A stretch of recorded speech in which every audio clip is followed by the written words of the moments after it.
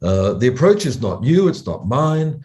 The first publication in Translation Studies on risk management was by Wolfram Wilts in 2005. My work on the concept took off around 2014. Okay, and I used to give it as a series of talks just to try it out. To see what happens and get the criticisms and try to make it better. Then I give another talk on it, more criticisms, try to make it better. And then around 2015, I had enough of a coherent approach, I thought, to publish a synthetic text on it. And nothing much has happened, except for recently. That approach has been criticized by Daniel Gilles in 2001, and then even more recently by Sandra Halverson and Heidi Kotzer in 2022. So it's an exciting topic because it has a slight air of actuality. At last, somebody has paid attention to it enough to criticize it.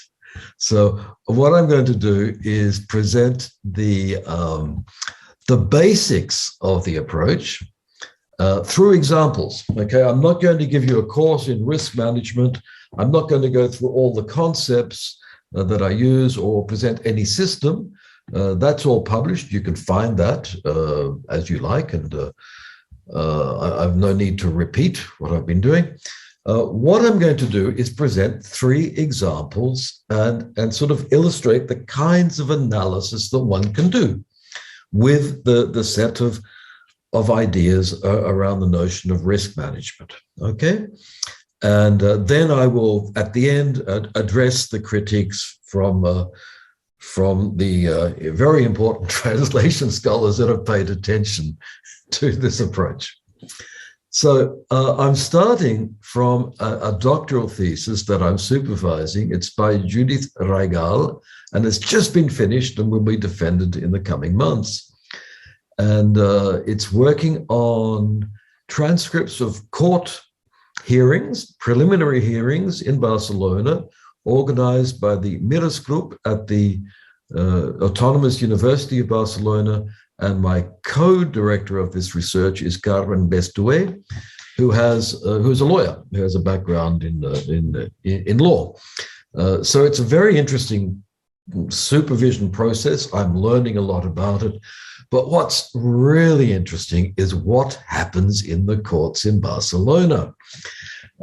So basically here, I've just got this little snippet from a transcript that you can see. There we go. And the judge is asking somebody who has stolen a wallet or is accused of having stolen a wallet.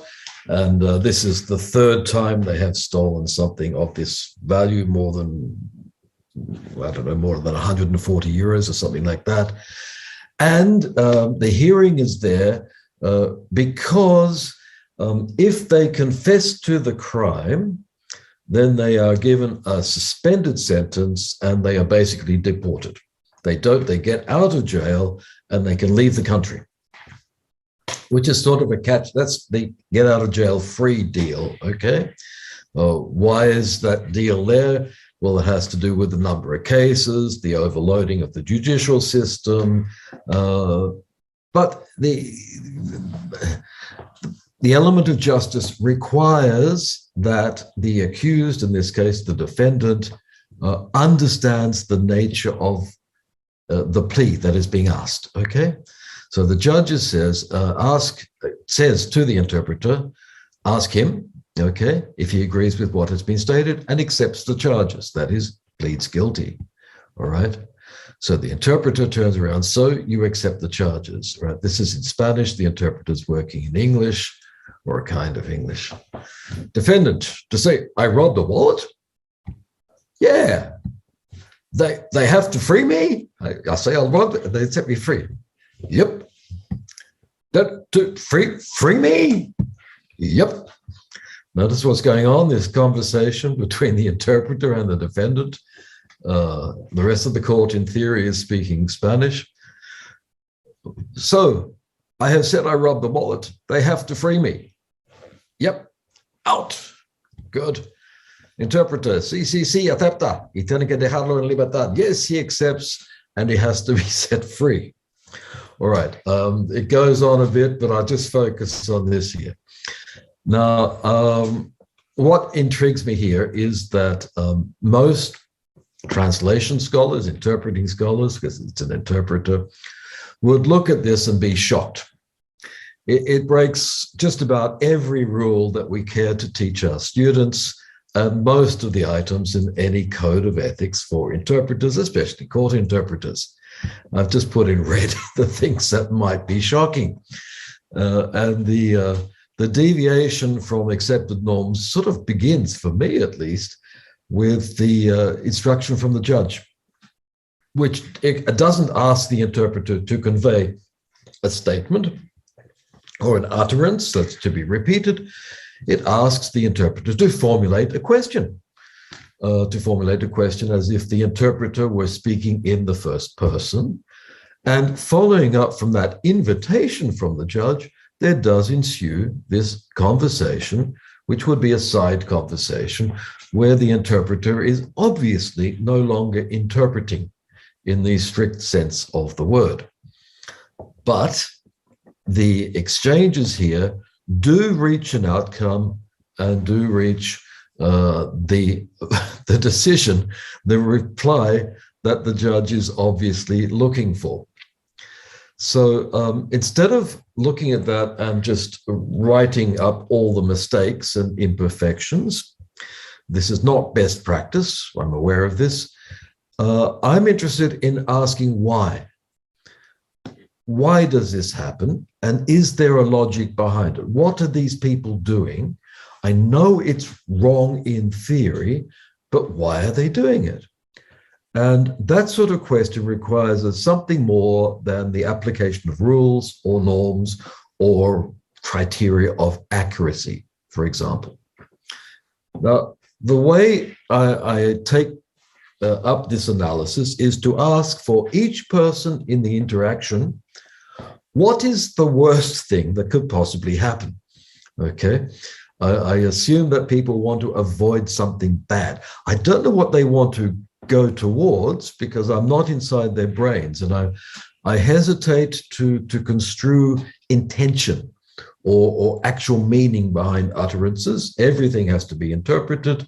I'm interpreting this situation, and I start by saying, well, what's the worst thing that could happen?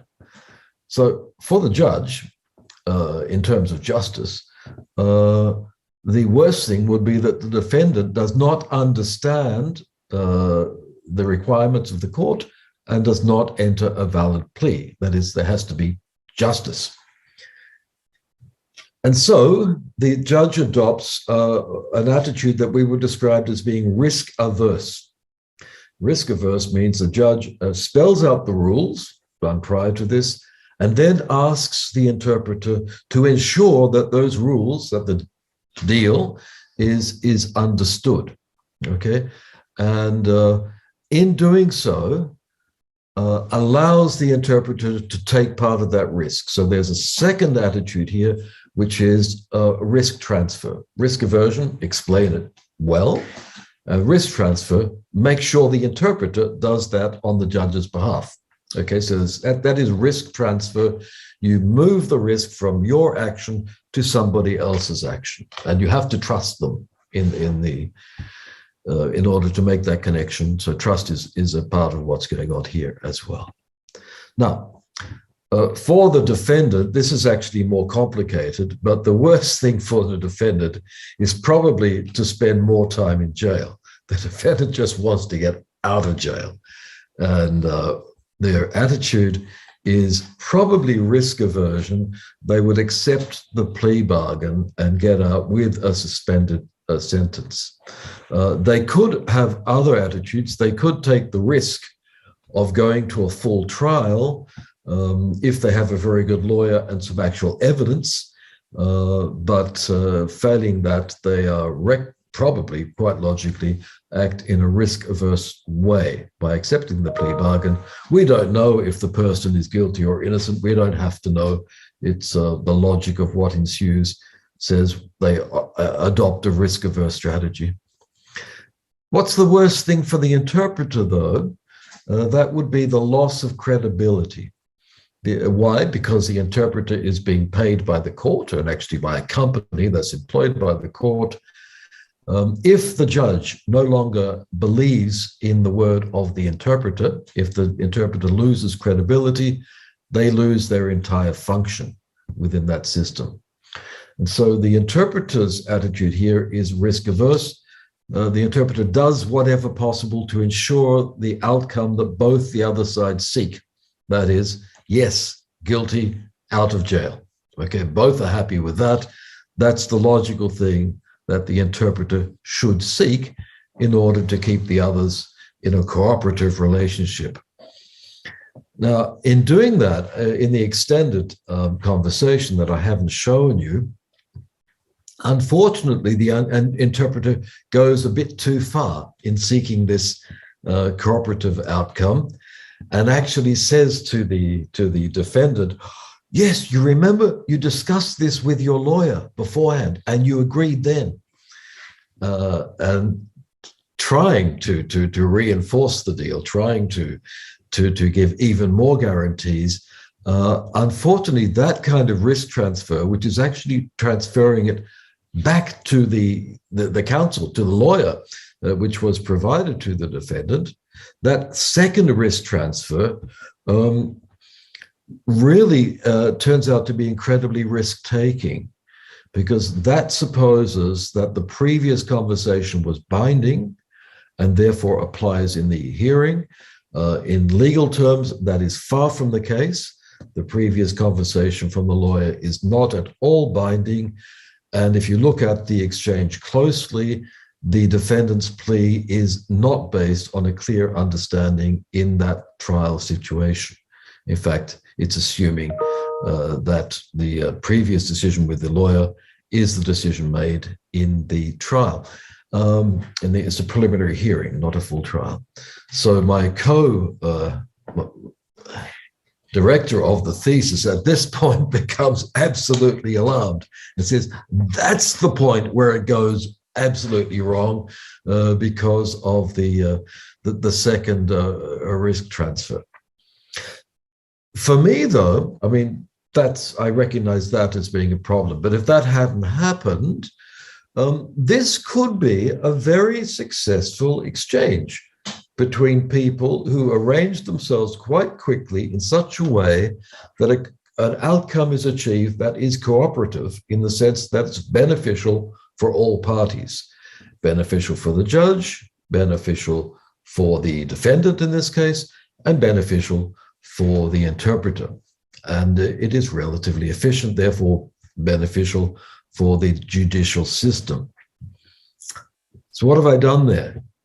I have taken something that looks entirely wrong, and I've tried to ask why people do this, and I found that there are reasons why they would do this. And the reasons they're doing it is to avoid negative outcomes. That is, they are managing the risks that are involved in each of their actions. That's the end of my first example. What's different here? I'm not talking about role boundaries. I'm not talking about ethics, whereas most of the codes of ethics actually do that. I'm talking about a kind of risk management that is based on cooperation. That's what we try to achieve in our conversations and exchanges at all levels, and at actual communicative outcomes. Why am I doing that? Not because I really care about the judicial system in Barcelona, which has many, many, many faults, far worse than the one there.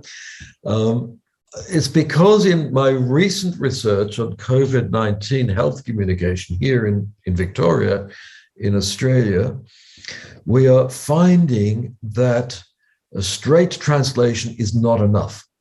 It's not enough to get people to accept vaccination or to understand the reality of the pandemic that we've been going through. And so we see the work of translators in the narrow equivalent sense being picked up and complemented by lots and lots of people in the various cult communities, the culturally and linguistically diverse communities that we have here. We have more than 250 languages spoken in Melbourne, and those messages get out through people doing things that are very similar to that in the court, things that go beyond the narrow ethics of equivalence or accuracy-based interpreting, and come close to re-narration, adaptation, speaking in the first person. Why? Because the risks are great, and the best way to manage those risks is to ensure communication above all. That's one reason why I'm doing it. My question then is, as a teacher, as somebody who trains translators and interpreters, more translators than interpreters, I confess, how can we teach translation without assuming equivalence? Can we really hold up that kind of behavior as a model? And I suggest not. But let me move on to my second example, which comes from healthcare interpreting. This one's from a doctoral thesis that I supervised some years ago on non-standard Spanish in the United States and translation, okay, and interpreting, I think, by Beatriz Cortabaria. And she was looking at what goes on in hospitals. Particularly, she was interested in Spanglish, in non-standard Spanish being used in the United States, and do the interpreters use standard Spanish or non-standard Spanish, and what are the reasons for it? But her data contain things that are rather more interesting for me, okay? And here I'm just focusing on some that concern terminology, medical terminology. So the doctor asks, have they done an endoscopy? I don't know if you can see that, but if your doctor's holding that and they're going to stick it in you, you're really worried, okay? Interpreter says, have they looked inside with a camera? So what's happened? The interpreter knows that this term is not going to be understood, and they've used a paraphrase that has a chance of being understood, although it's probably just as scary. Again, did you have a miscarriage? Did you lose a baby in pregnancy? What's being done? The more technical terms that are likely to be misunderstood are being rephrased, okay? And I'll just go on to a few other things. That's one thing that we find happening, that is paraphrase, explanation, making things understood, and that's what we need. In other cases, though, we find the interpreters using the English term in their Spanish. For Down syndrome. Why would they do that? It's because the person is going to need to know that term as part of their health literacy in order to navigate the hospital system, and the interpreter is sort of teaching that this is the term you have to use. Down syndrome, cystic fibrosis, same thing, and TAP, same thing here, okay? So the interpreter is, in those cases, teaching the person the English terms. They're learning some English that they're going to need as part of health literacy. And why they do that is fairly obvious if you think about it, but we'll explain it in a minute. And in this case, there's a false friend, tasas with taxes, and they're asking, in fact, about los impuestos. So the interpreter here is giving the correct term. She's actually correcting the Spanish that the patient is using. Okay, I won't go into that. If you know Spanish in the United States, you'll figure that one out. Okay, so what's interesting here is that the interpreter is again assuming roles that go beyond narrow equivalence-based translation, and is in fact doing something like pedagogical interpreting. This is all part of situation management, and Ola has actually studied the various kinds of situation management that are available in various situations. Now, again, I just ask, well, what's the worst thing that can happen? And we'll ask this question not just for the parties, because they're all more or less in agreement. The risk number one, the worst thing that could happen, is the patient doesn't understand what's being said. That's a short-term communication problem. But there's a risk to number two, the patient doesn't gain any health literacy, long-term communication. So risk one explains the reformulations. Risk two explains the presence of English in the Spanish.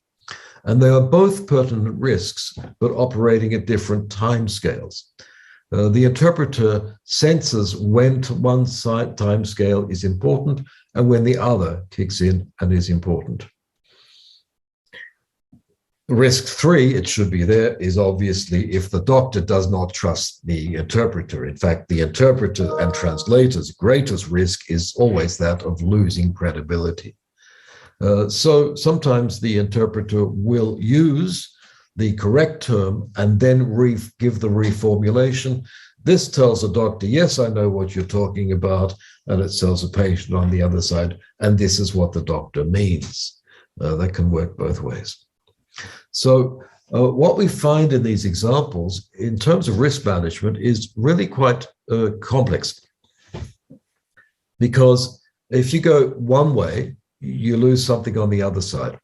Okay, so the use of common language, making it readily understandable, helps the person on this side, the patient, but risks losing the credibility of the doctor because you're not using the correct terms. Okay, so you might go a bit that way, but be aware that in the next sentence or prior to that or in some other way, indicate to the doctor, yes, you know the correct medical terms yourself. Otherwise, you lose credibility. Trade-off two, use the English term, and then you risk the patient not understanding, but you have enhanced the long-term literacy, the capacity to navigate the medical system, and you're keeping the doctor that side because the doctor can hear that you're using the correct term.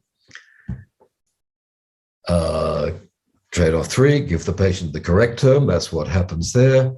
And trade-off four, you can, of course, combine any of the above. So what's interesting in these examples is that there's not just one risk strategy, there's a combination of criteria. And for each particular situation, you're going a bit that way or a bit that way, or combining them and giving the two at the same time, which is entirely possible. You can say endoscopia, mirar dentro con cámara. You can use the technical term and then the reformulation, as good teachers should do. And so here we find, from apparently simple examples, we're getting into the logic of trade-offs as a risk attitude. My former student, Bei Hu, is working on this in the reception of translations, and she's calling them compromises. So it's the same thing. In a previous publication, we called this risk mitigation. I think the clearest term at the moment for me is trade-off. And the model of the trade-off, if you want to understand what's going on, is in the sprinkler systems some of you might have above you where you are now. In case of fire, these days offices have sprinkler systems. So if the building catches a light and there's a fire, down comes the water, the fire goes out, but your carpet and your books and your paper all get wet. But they calculate that the damage from the water is less than the damage from the fire. That's a trade-off, okay? And the interpreters here for each situation seem to be quite good at assessing which damage is going to be less. Okay, now I'm moving on to another example. This one is where I have to tread very carefully. This one's from Daniel Gilles. It's an empirical piece of research that he carried out. It's on an interview. The text is an interview. A journalist with an incoming CEO of Kodak, of a company there. And this is a fragment of the speech that was interpreted, I think, by some 10 interpreters. And what Gilles did that is interesting. He got them to interpret it once, and then he got them to interpret it again. And he looked at the differences in the two performances. Presumably in the second rendition, they knew what was coming, so they had more cognitive freedom to allocate their efforts, and he was looking at how those efforts were reallocated. Okay, so he was doing it to test one thing, the tightrope hypothesis, that errors and omissions for him depend on the nature of the interpreter's cognitive activity and not on inherent text difficulty. And I have no problem in recognizing that outcome. But I'm interested in risk, which is a different thing.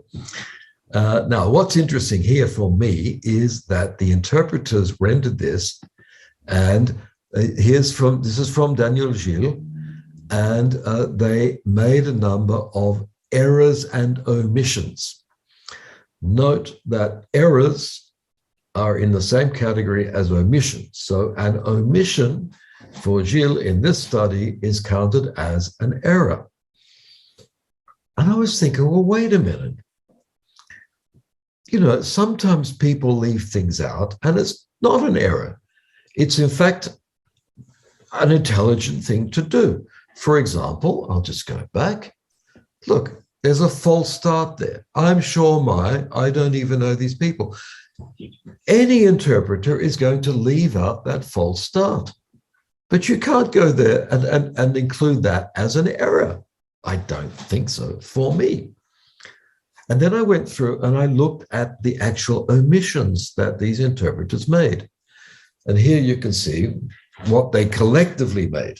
It's not saying one interpreter didn't make all these omissions, but I put them together and I saw that just about everybody left out the false start. But look at all those other phrases that were omitted. And it occurs to me that those particular phrases that were being omitted don't affect the discourse. We get the essential information, and we can see that in the text, some parts of it are very, very important, and other parts are very unimportant and can be omitted with no substantial loss. And I made the mistake of calling those high-risk, low-risk parts of texts. I would now follow Daniel Gilles and call them high-stakes parts and low-stakes parts. So if you leave out those things like I'm sure or yet or the engineers, no harm comes. Those are low stakes, all right? But if you leave out this little bit here, a lot of harm comes. Now, in my rereading and analysis of this, I just looked at the situation where the journalist is interviewing the CEO, and it's like a cat and mouse game. The journalist wants fresh information. The CEO doesn't want to give any information. And that as long as that cat and mouse game is there, and the only bit of information that's given is this. So this is the bit that both parts want. All right. Both parts can cooperate on this little bit getting across, and the rest is just playing around. Playing around in an intelligent way, as people do when they have conversations, but playing around nevertheless. I would go further these days. Kodak used to make film, right? So the silver halide captured media. When was the last time you bought some film to take a photo? When was the last time you saw Kodak filed for bankruptcy, all right, well after this interview. But one could imagine this interview being televised, and as soon as the incoming CEO recognizes that he has no strategy to rebrand the company, now that we know that everybody can take photos on their phone, I'm trying to hold up a phone that you can't see, all right, and they don't need Kodak film, as soon as he says that phrase, the stocks for Kodak are going to plummet because people watch these interviews and bet on them, bet on the outcomes and buy and sell shares in the companies. All right, so that's the bit you want to get. That one's high stakes and the other's not, okay? And that means that the interpreters actually made low stakes omissions. And I don't think that's bad. Daniel Gilles does, because he has a different view of what the interpreter's role is. And what intrigued me is that when the interpreters did the second performance, the omissions that were covered up, that were restored, were in the high stakes parts of the text, the bits that were more important. So it seemed to me that the interpreters were distributing their cognitive efforts in accordance with the probability to avoid negative outcomes. And that's what I mean by stakes, all right? And it seems logical that they would do that intuitively without having to analyze any great contextual conflicts or strategies. It's something that we sense in a conversation, as Grice says, the conversation is going in a general direction and the parties agree that that's the direction it's going in, that's what we want to achieve, and the interpreters were doing that.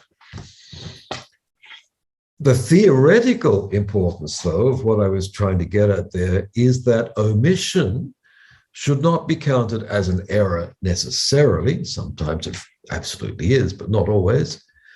And it should be counted as an effort. And as the interpreters among you must know, Daniel Gilles has an efforts model where there are 4 efforts, but omission is not one of them. And that's what really has upset him, I think.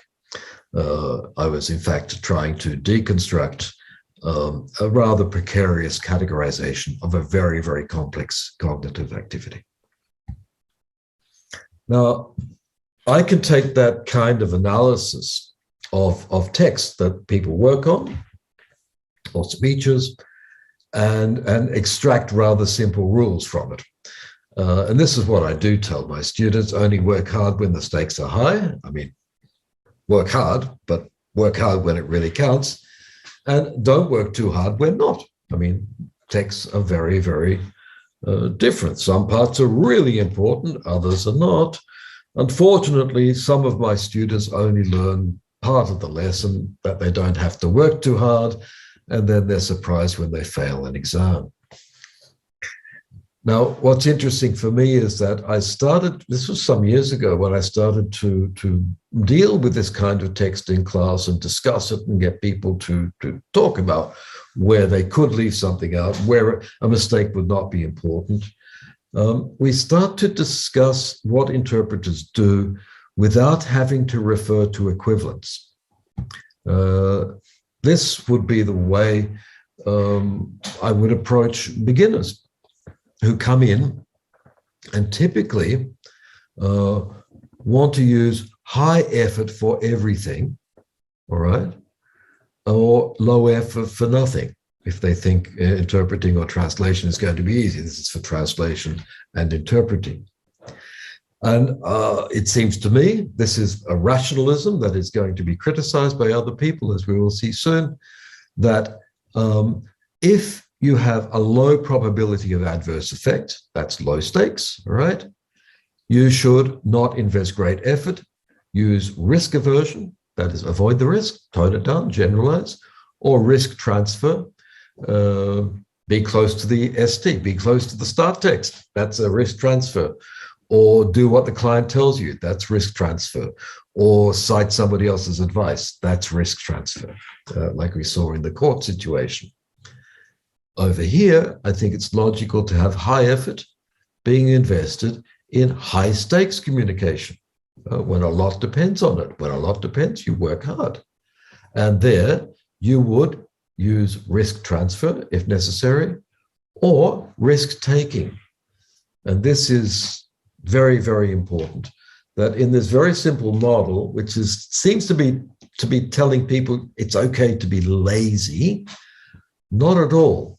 I want people to take risks and do spectacular things when it's really important, when attention has to be drawn to something, when a message really has to get across, or as in vaccine information, we're concerned with changing behavior.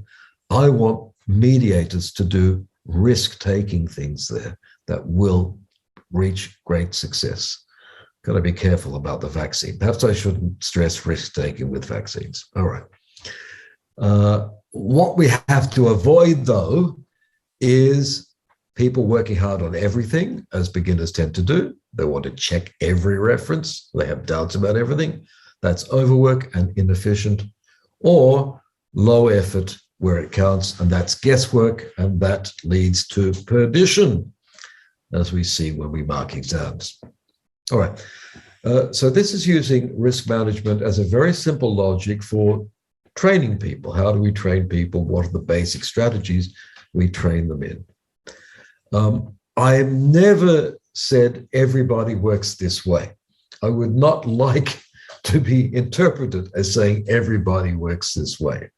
I know they don't. I know there are other things, particularly the ruse of trust, as I call it, where in a low stakes part of the text, you make a stupid translation mistake. Your client sees that and they believe you don't know the other language, you lose credibility, and the whole thing goes down the drain.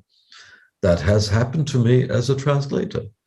So as logical and rational as it seems, other things can happen in a translation job, and you can't just go around making errors anyway because you say, oh, I didn't think it mattered. No, at some level, it all matters, and the greatest risk posed to the translator or interpreter is the loss of credibility. Don't forget that. That's the ruse of trust. How am I going for time? Let me see. Terrible. Dear me. I'm going to skip that. I just want to point out that I'm not training people to be lazy. These are the kinds of activities we've been doing in class. We look at the concepts that require absolute re-elaboration in order to be understood, in this case, in Chinese. With my Chinese students, they had real difficulty with all those concepts, and the solution for that kind of communication was to go back and rewrite the text in English, rewrite the health messaging at the source in order to manage the risks later on. And this is another activity we've been doing in recent weeks. It has to do with risk management. That's why I'm putting it here. I don't want to get into a narrow argument about accuracy and conference interpreting and things. We have these possible technologies that can be used. Some are high effort, some are low effort, and we have these tasks. And the students have to connect the workflow with the task. All right, so if you're translating a speech by the president of Russia, I did this before the president of Russia was quite as problematic as he is now. There we would, I think, do fully human translation with double revision and review. Okay, high stakes, high effort. But this is the kind of work that we need today when we have all kinds of technologies for translation and for interpreting, all kinds of degrees of attention that can be paid to the text. And we have widespread use of raw machine translation, which is fine for some purposes. And in all of these, you have to figure out, obviously, what's the worst thing that could happen. Another point I would make here is that the theory of risk management doesn't say everybody is free to do whatever they like when they think it doesn't matter. Your agency is relative to opportunity. So conference interpreters, simultaneous interpreters, have less time in order to engage in situation management and do things. And in fact, what we saw them doing in those omissions was very close to what a consecutive interpreter might do. By reducing, you take all those omissions, it gets down to 23% less, similar to what a consecutive interpreter would do. And the consecutive interpreter has more scope to make judicious omissions, in fact, the requirement to do so. And then the public services interpreters in the courts or in the healthcare system have more opportunity for situation management, therefore more agency, and can engage in more actions that would pertain to risk management. So I don't want to suggest that it's the same for everybody. Obviously, lesson agency is relative to opportunity. In summary, those are the 4 kinds of risk attitudes that I deal with. The one that remains to be elaborated is perhaps risk-taking, but think of literary translation, think of publicity translation, game localization. I mean, there are many areas where obviously risk-taking is needed and creativity is appreciated and rewarded. Now, why turn to risk management? As I've said several times, I think we've lost the faith in equivalence. It was a very strong paradigm for a long time. Those beliefs are now fragile. We are aware that every text, every situation has to be interpreted. I would make the claim, but I haven't got the evidence here to present, that equivalent-based translators tend to be risk-averse. And Daniel Gilles' work there, when he does mention risk, it's always as something bad. Do not take a risk, avoid the risk, play it safe. Do not spend too long rendering a metaphor, because the risk is you will miss the incoming sentence. Sure, that's obvious, but risk is always negative. For me, it's not negative. Risk is something positive. It's good to take risks in some situations. I'm seeing a market that requires more than equivalence-based translation, especially in our studies on COVID communication. And that means we must train mediators who are acutely aware of contextual factors, rather than assume that the mediators, the translators or interpreters don't really know about context. Now for the critique. Daniel Gilles has come back at me. You saw I was reanalyzing one of his studies. He didn't like my analysis. I'm sorry, because a lot of it was very good and full of praise for his work, and he has done some very, very important work in the field. So I'm, obviously recognizing that, but he didn't like it. Anyway, what does he say? He says risk management does not explain everything. Yeah, of course, it doesn't explain everything. I've never set out to explain everything. I was, when I wrote a recent paper, it's called risk. I don't know what's it called. It's got 3 concepts. It's got risk, and it's got trust, and it's got cooperation. So I need those 3 things. I need, and I've used all those terms so far. So risk management, certainly, he's correct there. I changed my terminology to high stakes. I changed risk mitigation to risk aversion. These are all things I've learned from Daniel Gilles. And Gilles says risk is more often a constraint than a driver. I agree very much. He says we should look at achievement-oriented decision-making. I agree very much. That's why I talk about cooperation as the general social goal of all communication, and therefore of translation and interpreting. So on all those points, I would agree with the critiques, and I don't know why he gets so upset about it. Where I run aground, though, and where there is a basic difference is in the elements of critique, which I see as being essentialist. Essentialist simply means that one takes an utterance and assumes there is the meaning of it, and that it's the mediator's task to grasp that meaning. For me, as a non-essentialist, all utterances have to be interpreted. They can be interpreted in different ways.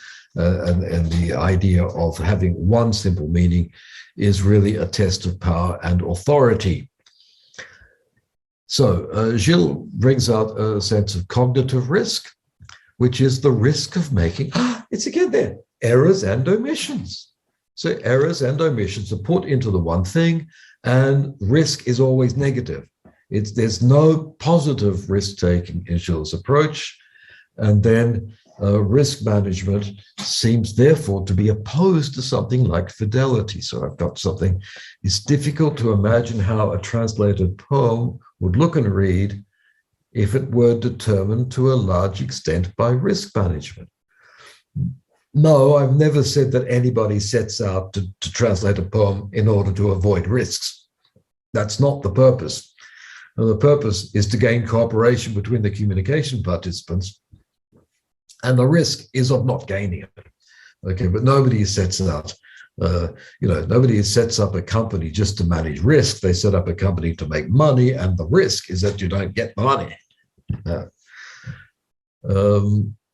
And underlying that is the basic assumption that you find in Gilles, old Gilles and new Gilles, in between Gilles, that the conference interpreter has to work from the incoming text, the discourse that's coming in, because the interpreter knows less than the people in the conference. The interpreter is at a disadvantage and cannot make decisions that should be made by the experts in the field. Sure, that may indeed be the case. I find plenty of examples where they are doing that. And I find numerous examples outside of conference interpreting where it's necessary that they make those kinds of decisions. I move on to Halvorsen and Kotze. There's the reference there, 2022. And in their title, they've got, this is their title, yeah? Do we really need concepts like norms and risks when we have a comprehensive usage-based theory of language? So I've likened this to, anyway, I've gone over time, to selling a washing powder, right? They look at Gideon theory's concept of norms, my use of risk management, and they say, yes, that's good, but it's not good enough. And yes, that's good, but it's not good enough. And both those things are in our super new product that includes all the elements of the previous inferior products, okay? So it's selling this new usage-based theory of language. I'll just go quickly through what they say. So yes, I reckon we do need norms and risks because the linguistic theory is boring and you can't use it for teaching people. And my thinking about this was basically in order to teach people, to get people to think critically about what they're doing. Halvorsen and Kotze assume that the risk model is based on rationalism, assumes a rational human subject, and that is very true. And then cite an economist who just says, people do not optimize. So when I say work hard on the high stakes bit, that's a rational proposition. I think you would agree. And Halvorsen and Kotze say, well, people don't do that. People are stupid. I know people are stupid. I never set out to model human behavior. I think that students come to me because they want to get beyond their previous behavior, and that a little bit of rationalism in the model doesn't hurt. That is, finding a logic behind what people do doesn't hurt either, but that risk-taking goes beyond the rational model. And what I said about the ruse of trust, for example, upsets a narrow rationalism as well. And if I find a logic in people doing terrible things in the court interpreting situation, another example I worked on was an interpreter in Afghanistan. When you find a social logic in that, it's like Bourdieu with the leçons pratiques, a practical sense. You're drawing out not just the rationalism of the superior Enlightenment mind, you're drawing out the logics of what people actually do in social behavior. I'm almost near the end. Halvorsen and Kotze think that I am arguing against linguistics. Not at all. That's why I published my main text on risk management in the Journal of Pragmatics. I think pragmatics is a part of linguistics. I'm happy to have published in that. I've spent many years teaching sociolinguistics. And here's the last one in terms of ontological status. So Sandra Halverson brings out the big O word, ontological, and she says, my theory is working towards the social with cooperation. That's true. And the cognitive with the management of uncertainty. That's true. And she says, we can't see how they are put together. They're put together easily for me. Cooperation is a social goal. Decisions are made to achieve that goal. That is the practical sense of what people do. And if you want to argue about the philosophy of the ontology of the cognitive reaching the social, it's not something we do in translation studies. We can have the argument in philosophy if you like, but it goes well beyond any of the concerns that I personally have in translation and interpreting. Concepts, the work I do, I produce concepts. I work on concepts. Concepts are there to solve historical problems. Gideon Toury had a great concept, norms. It was there to solve the historical problem of a discipline that had isolated observations about translations and had to put them together. It worked, okay? Risk management is a concept like that. It's not to describe all human behavior. It's not to pretend to see into the soul of any particular person. The deep problem that I have been working on in my work on risk management is how to live with indeterminacy, how to live in a world where everything we have has to be interpreted and there is all around us uncertainty. When I turned to risk management, I found that economists especially, and a few philosophers had been dealing with that problem for about 50 years before I entered that domain. I have learned from them. I continue to learn from them. I invite you to do the same. Thank you for your attention.